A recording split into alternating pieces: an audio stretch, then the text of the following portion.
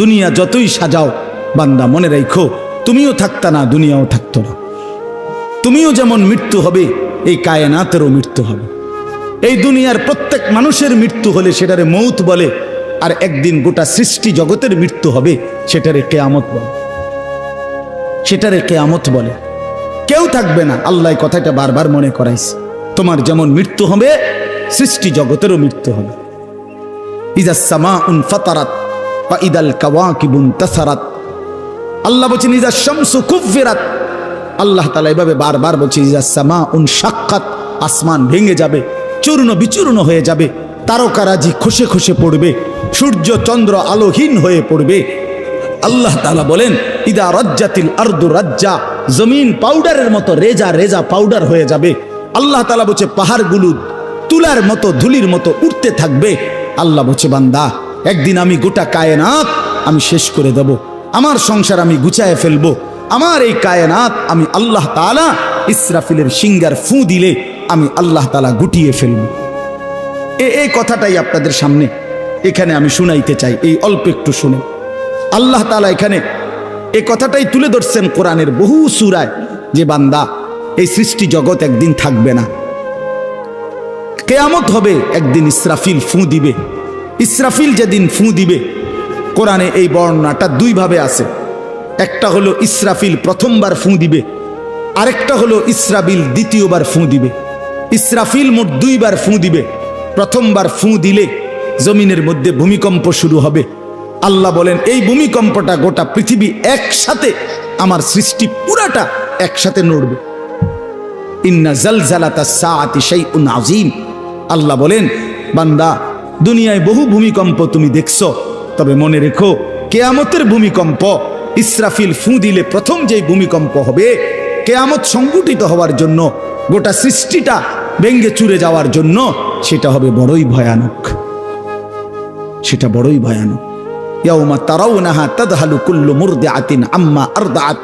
কোরআন শরীফে আছে এই প্রথম ভূমিকম্প যখন শুরু হবে জমিনে, ইসরাফিলের ফু শুরু হবে, সব কিছু যখন ভাঙতে শুরু করবে, আল্লাহ তাআলা বলেন যে মা তার দুধের বাচ্চা কোলে দুধ খাওয়াচ্ছিল, ওই মা সন্তানকে ছুঁড়ে ফেলে দিয়ে পাগলের মতো ছুটতে থাকবে।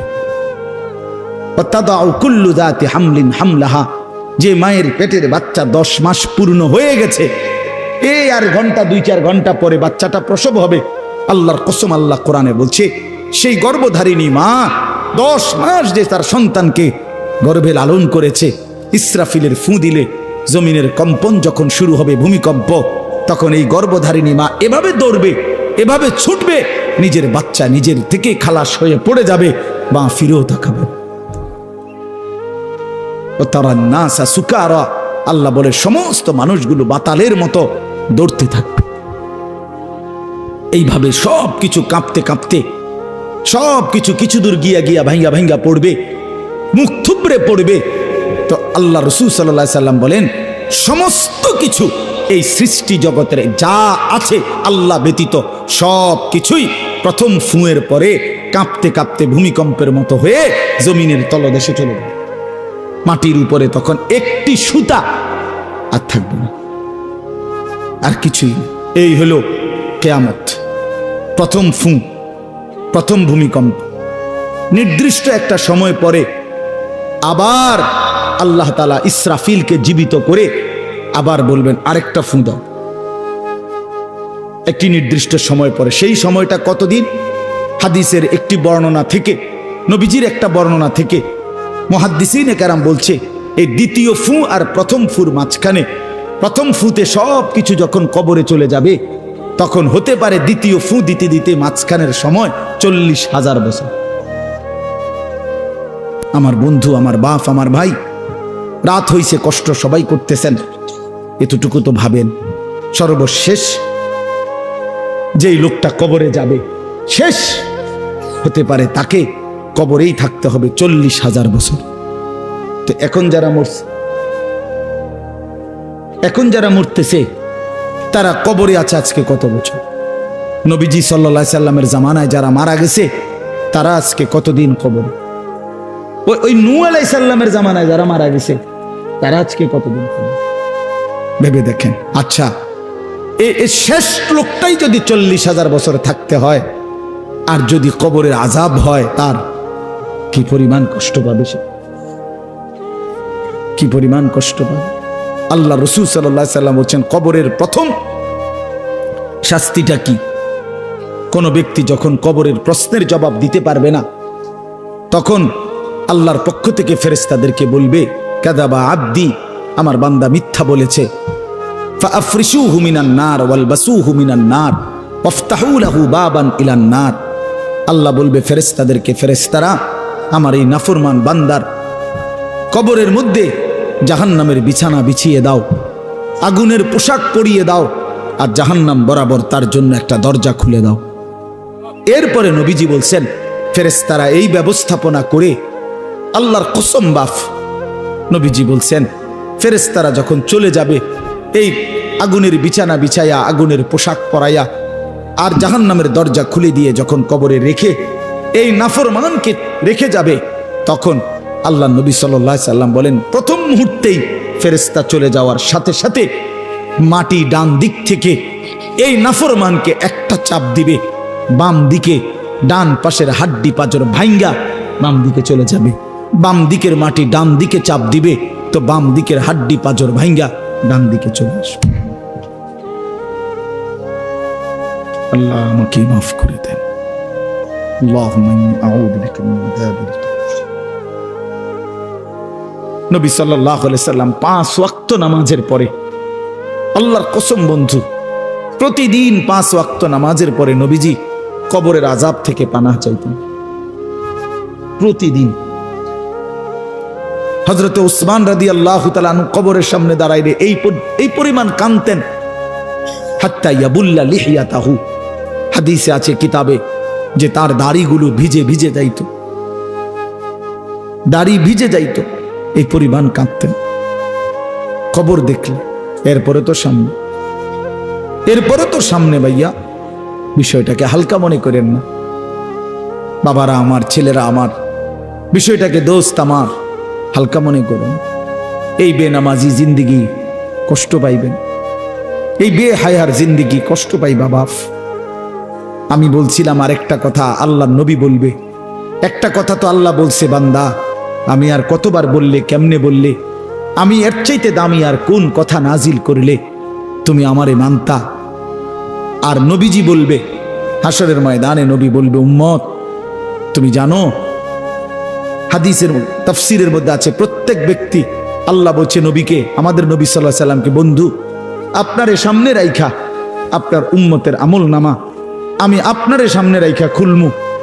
নবী সাল্লাল্লাহু আলাইহি ওয়াসাল্লাম যখন উম্মতের আমল নামা খুলে দেখবে, খোদার 365 দিনে কোনো দিন ফজরের নামাজের সেজদা নাই, 30 বছর সুদের ব্যবসা করছে, 50 বছর মিথ্যাই বলে গেছে, হারাম রোজগারি করেছে, 30 বছর যাবত মহিলাটা কোনো পর্দা করে নাই, ঘরের মধ্যে কোনো দিন শরীয়ত বলতে কিছু নাই। আল্লাহর নবী সাল্লাল্লাহু আলাইহি সাল্লাম তখন বলবে, উম্মত তুমি জানো আমি 23টা বছর অনবরত তোমার জন্য কেঁদেছিলাম। আমি সেই নবী, যে নবী সারা রাত এশার নামাজের পরে দাঁড়াইছি ফজরের আজান পর্যন্ত, এক দাঁড়ানোতে চোখের পানি ফেলে উম্মতের জন্য দোয়া করছিলাম। আল্লাহ রসুলের স্ত্রী আম্মা জান আয়েশা বলছেন, নবী এই পরিমাণ কাঁদছে, এতটা লম্বা দাঁড়ায় ছিল উম্মতের জন্য, হাত্তা তাওয়াররামাত কাদামাহু, 2টা পাও ফুলে ফুলে গেছে। আল্লাহ নবী বলবেন, উম্মত আমি 23 বছর কাঁদছি রে, প্রতিটা রাত কেঁদেছি, দিন কেঁদেছি। আমি এই পরিমাণ, পিঠটা খুলে দেখাবে চাদর সরিয়ে, আমার উম্মত আমার পিঠটা দেখো, তায়েফের পাথরের আঘাতে আমার পিঠ কি পরিমাণ ছিদ্র ছিদ্র হয়ে গেছে। আমি সেই নবী, যে নবী তোদের জন্য পেটে ক্ষুধার কষ্টে পাথর ভাঙছিলাম 2টা। আমি উহুদের ময়দানে দান দান শহীদ করে রক্ত মাখা শরীর নিয়ে বেহুশ হয়ে লম্বা সময় পড়েছিলাম। আমার ঘরের চুলায় 3 মাস, হাদিসে আছে আম্মা জান আয়েশা বলছেন, নবীজির ঘরে আমরা 9 জন বিবি, উনি বলছে আল্লাহর কসম 3 মাস, কোনো দিন টানা 3 মাসে কোনো দিন আমাদের ঘরের চুলায়, 9 জন বিবির ঘরে কারো ঘরের চুলায় কোনো দিন আগুন জ্বলে না। 3 মাস খেজুর আর পানি দিয়ে আমরা জিন্দেগি কাটাইছি। আল্লাহর নবী বলবেন, উম্মত তাহলে এত কাঁদলাম কার জন্য, এত রক্ত ঝরাইলাম কার জন্য, পেটে পাথর বাঁধলাম কার জন্য, বিনিময়ে এটা কি আমল নামা নিয়ে আসছো? ছেলেরা বলো ভাই, একটা ছেলে বলো রাসূলুল্লাহ সাল্লাল্লাহু আলাইহি ওয়াসাল্লামের সুপারিশটা একটা মামুলি ব্যাপার। রাসূলুল্লাহ সাল্লাল্লাহু আলাইহি ওয়াসাল্লাম বলবে, উম্মত এটা কি আনলা? আমি এই আমল নামা নিয়া আমার মতো এত বড় শ্রেষ্ঠ রাসূলের উম্মত তুমি, আমি মালিকের সামনে দাঁড়ামু কেমনে, এটা দেখামু কেমনে? আরে চেয়ারম্যান ভাই, আপনি কেমনে দেখাইবেন? আপনার অনুসারী যদি, আপনার অঞ্চলের একজন মানুষের যদি পুরাটা পৃষ্ঠার মধ্যে 110টা মামলা থাকে, আপনি তার জন্য কেমনে নেবেন? আপনি একজন উপরস্থ পদস্থ কর্মকর্তার কাছে আপনি কিভাবে সুপারিশ করবেন? বেটা তোর তো কিছুই নাই বেটা, শুধুই অপরাধ আর অপরাধ ছাড়া। তো এই বেচারা লজ্জিত হবে কিনা বলেন না কেন? তো নবী সাল্লাল্লাহু আলাইহি সাল্লাম বলবেন, উম্মত তুই আমার মতো শ্রেষ্ঠতম রাসূলের মাথাটা তো ছোট করে ফেললি, তুই তো আমার উম্মত, তুই এটা কি আনলা? আমি কেমনে দেখাবো এটা আমার মালিকের সামনে যে রব্বুল আলামিন এটা আমার উম্মতের আমল নামা?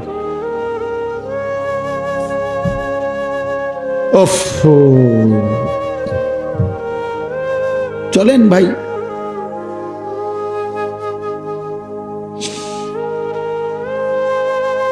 এই জন্য দোস্ত আমার, বন্ধু আমার, আমি দিবানিশি এই চিৎকার চেঁচামেচি করি, এই আহাজারি আমার অনেক দিনের। মুসলমানের সন্তান ফিরবে, নওজোয়ানরা ফিরবে, মুসলমানের যুব সমাজ নামাজ পড়বে, আল্লাহরে চিনবে, এটাই আমার স্বপ্ন, এ আমার দিলের তামান্না। কারো প্রতি আলহামদুলিল্লাহ এখন আর দিলে শত্রুতা রাখি না, কারো বিরোধিতা, কারো প্রতি হিংসা করার কোনো সময়ও নাই, বিশ্বাস করেন, একদম সময় নেই, সময়ই তো না। আমি জুমার নামাজ পড়াইছি ঢাকা মোহাম্মদপুর আদাবর, আমার জুমা, ওইখান থেকে আমি জুমার পরে রওনা দিয়া মাগরিবের পরে রোয়াচালা বয়ান করছি, এশার একটু পরে ওই মুসাগারা বয়ান করছি, এরপরে এখানে এসে বয়ানে বসছি, শুধু অজু করছি, শুধু অজু, শুধু সময় বাঁচানোর জন্য মসজিদের খানাটা খাই নাই, হোটেলে, পথের একটা হোটেলে মদনপুর পার হয়ে আইসা অল্প কয়টা ভাত খাইছি। এটা বলার উদ্দেশ্য হলো কেরামতি বুজুর্গি বুঝানো না, আল্লাহর কসম বুঝানো হইল এই কথার ফিকির যে কাউরে প্রতিপক্ষ ভাববার কোনো দরকার নেই, কোনো দরকার নেই। আল্লাহ আমাদের সবাইকে বুঝ দান করেন। প্রতিটা ছেলের প্রতি আমার অনুরোধ, বাবা তুমি নষ্ট হইও না, তুমি বরবাদ হইও না। এক বন্ধুর খপ্পরে পইরা, একটা সামান্য মোবাইলের খপ্পরে পইরা, একটা দুষ্ট নারীর খপ্পরে পড়ে, মেয়ের খপ্পরে পড়ে চরিত্রহীন হইও না, চরিত্রহীন। আল্লাহ তাআলা মানুষকে যেই চাহিদা দিছে সেটা পূরণের বৈধ ব্যবস্থাও দিছে। মানুষকে আল্লাহ তাআলা তৃষ্ণা দিয়েছেন, তো তৃষ্ণা নিবারণের জন্য পবিত্র হালাল পানীয় আল্লাহ তাআলা দিয়েছেন। মানুষকে আল্লাহ তাআলা ক্ষুধার চাহিদা দিয়েছেন, তো হালাল খাবারও আল্লাহ তাআলা দিয়েছেন। তো মানুষের লজ্জাস্থানের যেই চাহিদা, শাহওয়াত, যৌন চাহিদা, এটা আল্লাহ তাআলা দিয়েছেন, তো এটা পূরণের জন্য হালাল স্ত্রী আল্লাহ প্রত্যেক পুরুষের জন্য ব্যবস্থাও রেখেছেন। কেন নষ্ট হইবে? চরিত্রহীন হইবা কেন? উলঙ্গ ছবি আর নর্তকীর পিছনে জীবন শেষ করে দিবা কেন? কি দুঃখে বন্ধু নষ্ট হইলা বলো? অনেক ছেলে তো এখানে বসছো মাশাআল্লাহ, কিন্তু অনেক ছেলের চেহারা দেখলেই বোঝা যায় ভাইয়া নামাজ পড়ো না, চেহারায় সেজদার চিহ্ন নাই। দোস্ত আমার, চিহ্ন নাই। আল্লাহ আমাদেরকে মাফ করে দেন। তো আল্লাহ তাআলা বলেন, ইসরাফিলকে আল্লাহ দ্বিতীয়বার উঠাবে, উঠাইয়া বলবে, ইসরাফিল আবার ফুঁ দাও। এই আবার ফুঁ দিলে এবার আবার জমিন কাঁপতে শুরু করবে দ্বিতীয়বার। তো প্রথমবার ফুঁ দেওয়াতে জমিন কাঁপতে কাঁপতে সব কিছু কই গেছিল? নিচে, মাটির নিচে। মাটির উপরটা কি? খালি, ফাঁকা না? এইবার দ্বিতীয়বার যখন ইসরাফিল ফুঁ দিবে, মাটি কাঁপতে কাঁপতে ভূমিকম্প শুরু হলে এবার জমিনের সমস্ত কিছু ভিতরে যেগুলো ছিল সব কিছু জমিনের উপরে উঠে আসবে একেবারে একটা সুতা সহ। গরু, ছাগল, মানুষ, জিন, স্বর্ণ, রৌপ্য, হীরা, মণি, মুক্তা, জহরত, সব সব সব, শুধু মানুষ না, একেবারে সব কিছু, একেবারে আদম আলাইহিস সালামের জামানা থেকে ইসরাফিলের ফু পর্যন্ত যত কিছু মাটির তলে গেছে সব মাটির উপর উঠে আসে।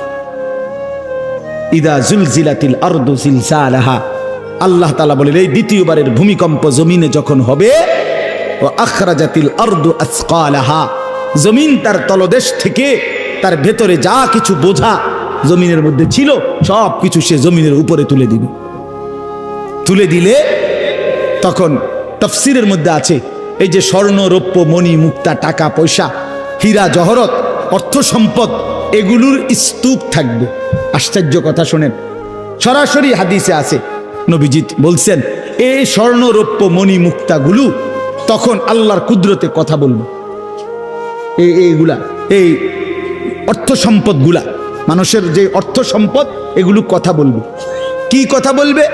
চোরেরে ডাক দিবে, আইনা সারিক, এই চোর, এদিকে বাটফার, এদিকে এই সম্পদের জন্য চুরি করেছিলি, আজ যা দরকার নেই। আইয়ুহাল কাতি, এই ডাকাত, এদিকে এখান থেকে নে, এই সম্পদের জন্য ডাকাতি করছি, নে এখন নে। সরাসরি হাদিস আছে, রাসূলুল্লাহ সাল্লাল্লাহু আলাইহি ওয়াসাল্লাম বলছেন এই অর্থ সম্পদ ডাক দিয়া বলবে, হে আত্মীয়তার সম্পর্ক ছিন্নকারী বেঈমান, এদিকে এই সম্পত্তির জন্য আপন ভাইকে বঞ্চিত করছিলি, আপন চাচাকে বঞ্চিত করছিলি, আপন ভাতিজারে বঞ্চিত করছিলি, এর জন্যই আত্মীয়তার সম্পর্ক ছিন্ন করেছিলি, এখন নে যা লাগবে নে, হারাম কর এখন নে, সুদখোর কত টাকা দরকার তোর এখন নে। আল্লাহর কসম, মানুষ পাগল হয়ে যাবে, অবাক হয়ে যাবে। আর এটা কি? এই এরপরের আয়াত, ওয়াকালাল ইনসানু মা লাহা, লোকেরা বলবে এটা কি হলো, আরে এটা কি কারবার, এগুলো কথা কয় কেমনে, এগুলো কয় কি, এগুলা মানুষ সব অবাক হয়ে যাবে, বলবে একে অপরে মা লাহা, জমিনের কি হলো, এগুলোর কি হলো, এগুলো কথা বলছে কেন, এগুলো কি বলতেছে এগুলো? অর্থাৎ কেউ তো কিছুই নিবে না, নিবে কিছু, কথা বলেন না কেন কারো কোনো।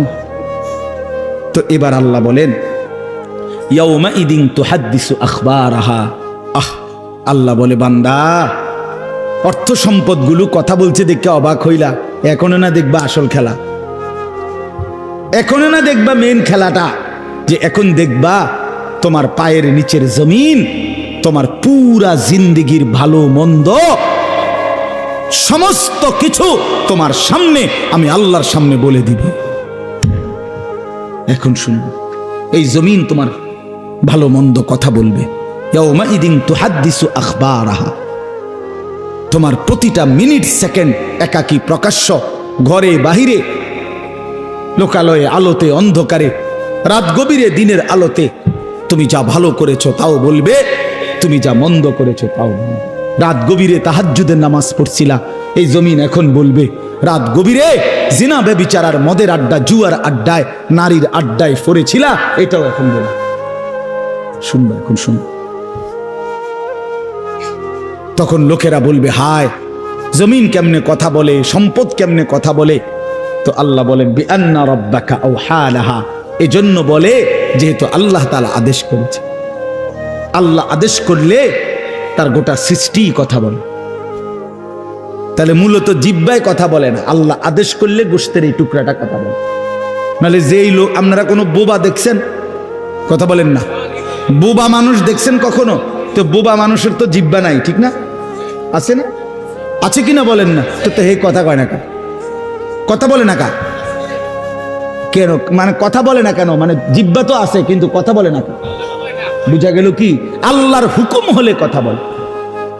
যে কানে শুনে না, তার এখান দিয়ে এরকম কান নাই, তো হে শুনে না কান, তাহলে কানে দিয়ে শুনে না, আল্লাহর হুকুম হইলে শুনে।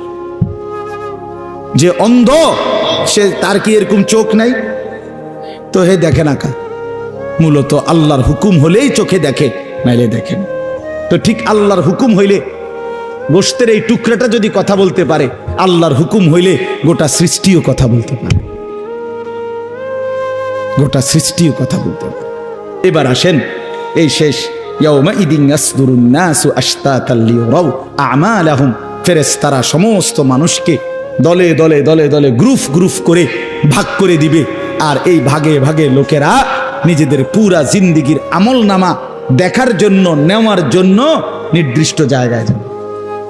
ফেরেশতারা বলবে যান, সামনে যান। সামনে গেলেই আপনার আমলনামা আপনি আপনার হাতে পাবেন, আপনি পড়বেন, আপনি দেখবেন, যান ওইখানে ফাইল দিতেছে, যান সবাই যান। এই দলে দলে মানুষ যাবে। এইবার আমলনামা যখন হাতে দিবে, আল্লাহ তাআলা বলেন ফামান ইয়ামাল মিসকালা যাররাতিন খায়রান ইয়ারা, এক বিন্দু ভালো যে করেছে সে তাও দেখতে পাবে। ওমান ইয়ামাল মিসকালা যাররাতিন শাররান ইয়ারা, এক বিন্দু মন্দ যে করেছে সে তাও দেখতে পাবে। প্রতি সেকেন্ড, প্রতি ঘন্টা, প্রতি মিনিট, প্রতি মুহূর্ত, প্রতি লামহা, প্রতি জাররা সে দেবে। জাররা এই শব্দটা হলো কোরআনের, এই শব্দটা একটি এতটুকু পরিমাপ তাফসীরের মধ্যে লিখছে লা জিনাতা লাহা, যেটার কোনো ওজন হয় না, মাপলে কোনো ওজন আসে না, এত সামান্য। মানে এটা 100 গ্রামও না, 1 গ্রামও না, 1 গ্রামও না, 1 গ্রামের অর্ধেকও না, অর্ধেকের অর্ধেকও না। এটা অণুও না, পরমাণুও না, এটা ইলেকট্রনও না, নিউট্রনও না, প্রোটনও না, কিচ্ছু না। বিজ্ঞান তো এগুলো ভাগ করছে না, ভাগ করে করে আপনার অণু থেকে পরমাণু, পরমাণু থেকে এখন আরো ভাগ করছে। এই ইলেকট্রন, প্রোটন, নিউট্রন এগুলো ভাগ করতে করতে সূক্ষ্ম থেকে সূক্ষ্ম, সূক্ষ্ম থেকে সূক্ষ্ম বিজ্ঞান বাহির করতেছে। কিন্তু জাররা বলে যেটার কোনো ওজনই নাই, কিচ্ছু নাই, এটা এত সামান্য। মানে তুমি যেটারে কিছুই মনে করো নাই, আল্লাহ বলেন ওইটাই তুমি দেখবে, ওইটাই দেখবে।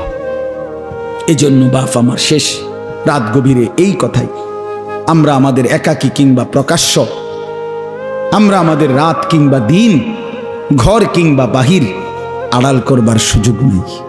সুযোগ আছে ভাইয়া? ছেলেরা কাজেই রাতের 3টায় দুনিয়া ঘুমায়, আল্লাহ ঘুমায় না। অশ্লীল ছবি দেখো না। রাতের 3টায় মা ঘুমায়, বাবা ঘুমায়, মালিক ঘুমায় না। রাতের 3টায় মহল্লাবাসী ঘুমায়, কিন্তু আল্লাহ ঘুমায় না। আলাম ইয়ালাম বিআন্নাল্লাহা ইয়ারা, আল্লাহ বলে বান্দা তুমি জানো আমি কিন্তু সারাক্ষণ তোমাকে দেখি। কতক্ষণ? কতক্ষণ? আল্লাহ দেখেন কখন? সারাক্ষণ। এই জন্য আমরা প্রত্যেকে ইনশাআল্লাহ নিয়ত করি যে আমরা আমাদের আখেরাতকে ভাববো, ফিকির করব। আখেরাতের আশায় গুনাহ ছেড়ে দেন, আল্লাহর নাফরমানি ছেড়ে দেন, হালাল পথে জিন্দেগি চালান। একটু কষ্ট হলেও চলে যান, পার হয়ে যান। ऐसे रहे या वैसे रहे वहां देखना फिर कैसे रहे। বুজুর্গরা বলে এ দুনিয়ায় এমনে থাকো আর এমনে থাকো, কাইট মাইট হইয়া চিত্তিয়া মিত্তিয়া উঠতে লাগা। আসল দেখার বিষয় হলো ওয়াহা কেসে রাহে, সেখানে কেমন থাকবা, এটা হলো দে। এটা শেষ হয়ে যাবে। আজ রাত যার বাসর রাত, তারও ভোর হবে। আজকের রাত যার জেলখানায় ফাঁসির রাত, তার রাতও কি হয়ে যাবে? অট্টালিকার মানুষটাও মরে যাবে, জীর্ণ কুঠিরের মানুষটাও মরে যাবে। কোনোদিন দুঃখ যে দেখে নাই সেই সুখী মানুষটাও কবরে চলে যাবে। কোনোদিন সুখ যে দেখে নাই সেও মরে যাবে। আমিও না, আপনিও না, বাবাও না, সন্তানও না, মাও না, কেউ না, কেউ থাকবে না, কেউ না, কেউ না। আজকে আমরা কবরবাসীদের স্মরণ করে দোয়া করি, এই আগামী 20 বছর 30 বছরের মাথায় আমাদেরকে স্মরণ করে, আমাদেরকে কবরবাসী মনে করে, আমাদের পরবর্তীরা মনে করে। এই না জিন্দিগি? কথা বলেন না, এই না জিন্দিগি? এই জন্য আমরা ইনশাআল্লাহ সবাই মিলে ফিকির করি নিজের ভালো, নিজের কল্যাণ। এতটুকু যদি কারো বিবেক না থাকে ভাইয়া, তো সে বুঝলো কি? এই জন্য নিজের ভালো দেখেন। ওয়ালা তুলকু বিআইদিকুম ইলা তাহলুকা, আল্লাহ বলছে বান্দা নিজেরে নিজে ধ্বংসের দিকে ঠেলে দিও না, নিজের এত বড় ক্ষতি করো না বান্দা। এই পৃথিবী তুমি গেলেও থাকবে। এই আমরা যারা মনে করি, হ্যাঁ অনেক বয়স্ক মাঝ বয়সী লোক আছে, আমি থাকতে যদি আমার জি40 একটু ঘর দুয়ার জাগা জমি দলিল টলিল একটু লাইন ফাইন করে দিয়া যাইতে না পারি, আমি মরলে তারা কেমনে চলবো কেমনে খাইবো হেবড়া কয় চা দোয়ানে বইয়া বইয়া হেবড়া কেমনে চলবো তারা না চাচা আমনে মরিলে আর পৃথিবীতে কামাই রোজগারি উপার্জন সব বন্ধ হয়ে যাবে আমনেই শেষ কামলা পৃথিবীর শেষ কামলা আমনে মরার পরে মানুষ সব আপনার জিফুত বহন খাইব চা দিয়া ভিজাইয়া না ভাত তরকারি তো নাই আমনে মরলে কি আর ভাত তরকারি আগে করতে আমনে মরলে ইট বালু সিমেন্ট ভাত তরকারি চাল ডাল এটি পৃথিবীর থেকে ফেরেস্তারা নিবে না এটি কথা হইল কোনো কথা বলেন এটা কোনো কথা হইল এই পৃথিবীতে আল্লাহ তাআলা যাকে হায়াত দিছেন তার জন্য রিজিকও রাখছেন অতএব দয়া করে এই ভুল না করি কেন সুদের টাকায় কিস্তির টাকায় হারামের টাকায় সন্তানকে আপনি উপার্জনের জন্য দুনিয়া দেশে কিংবা বিদেশে কেন পাঠাইতে হবে কে বলল আপনারে এই দায়িত্ব আপনার দিল কে যে আমি বেটা জাহান্নামে গিয়া হইল তোরে বিদেশ পাঠান লাগবো সুদে টিয়া লইয়া কিস্তিতে টাকা লইয়া কেন বলেন না এটা কোনো ইনসাফের কথা হইল এটা পৃথিবীর কোন আইনে আছে না আল্লাহর কোন আইনে আছে তো এটা কি এটা হলো লুভি আমনে আবার কলজাটা খুললা চান আবার কলজার ভিতরে হলো লোভ এই জন্য আবার কিস্তি লইছে সুদ লইছে ফুতেরে টাকার মেশিন বানাইয়া পাঠাইছে বিদেশে যে তুই শুধু টাকা পাঠাইবি তোর চাচা জমি বেচবো তোর জেডায়ও জমি বেচবো উত্তর দিকের এন্দিয়া 10 শতক বেচবো হুঁচি টাকা রেডি রাখতে হইব নাই তো কি নাই তো কে বললো আপনারে হারামের মাধ্যমে আল্লাহর নাফরমানি করে স্ত্রী সন্তানের সংসার সাজাইতে এই সংসার সাজে না এই সংসার বরবাদ হয় আল্লাহ তাআলা আমাদেরকে বুঝ দান করেন চলেন হালালের উপরে চলি আল্লাহকে রাজি খুশি করে চলি 5 ওয়াক্ত নামাজের মাধ্যমে জিন্দেগি কাটাই বলেন আলহামদুলিল্লাহ।